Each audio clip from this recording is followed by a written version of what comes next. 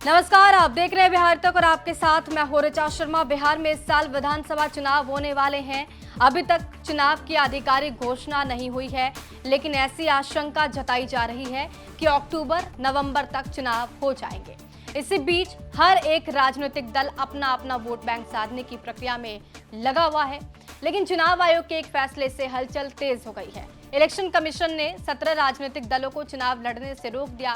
इस खबर के आते हैं बिहार की सियासत एकदम से गर्मा गई। निर्वाचन आयोग ने राज्य के 17 गैर मान्यता प्राप्त पंजीकृत राजनीतिक दलों को आगामी चुनाव में भाग लेने से रोक दिया। आयोग के इस कदम को चुनावी पारदर्शिता और निष्पक्षता की दिशा में उठाया गया सख्त लेकिन जरूरी फैसला माना जा रहा है। क्यों लिया गया ये फैसला, अब ये समझिए। देखिए, विधानसभा चुनाव से पहले 17 गैर मान्यता प्राप्त राजनीतिक दलों को चुनाव लड़ने से रोक दिया गया।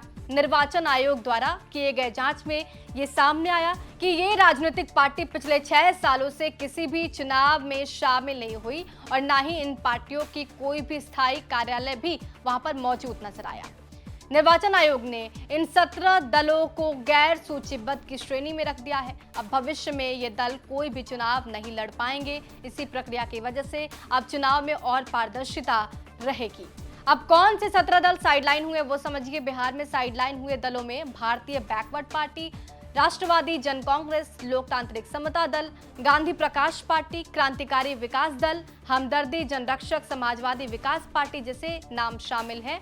हालांकि आयोग द्वारा इन दलों को अपनी बात रखने का मौका भी दिया जाएगा। निर्वाचन आयोग के मुताबिक साइडलाइन किए गए ये सभी दल लंबे समय तक एक्टिव नहीं थे, यानी चुनाव प्रक्रिया में ये भाग नहीं ले रहे थे, लेकिन रजिस्ट्रेशन होने के कारण इन दलों को सुविधाएं मिल रही थी।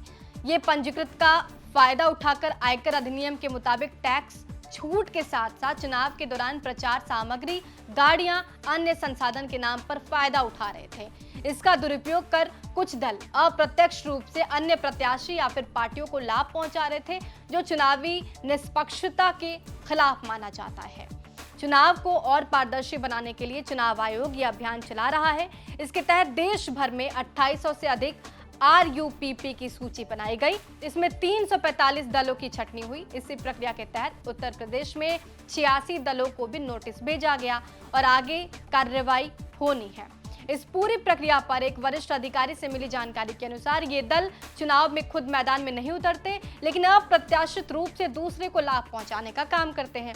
साथ ही इस प्रकार के दल चुनावी प्रक्रिया की पारदर्शिता को भी नुकसान पहुंचाते हैं। इसलिए निर्वाचन आयोग ने यह सख्त कदम उठाया है। बिहार चुनाव की तैयारियों के बीच निर्वाचन आयोग का ये निर्णय न केवल एक कड़ा प्रशासनिक कदम माना जा रहा है, बल्कि ये संकेत भी साफ है कि चुनावी व्यवस्था को पारदर्शी और जवाबदेह बनाए रखने के लिए कोई भी ढिलाई नहीं बरती जाएगी। आगामी दिनों में ये देखना दिलचस्प होगा कि इस फैसले का राज्य के सियासी समीकरणों पर क्या असर पड़ता है। बहरहाल आपको ये जानकारी कैसी लगी, कमेंट बॉक्स में जरूर लिखिए।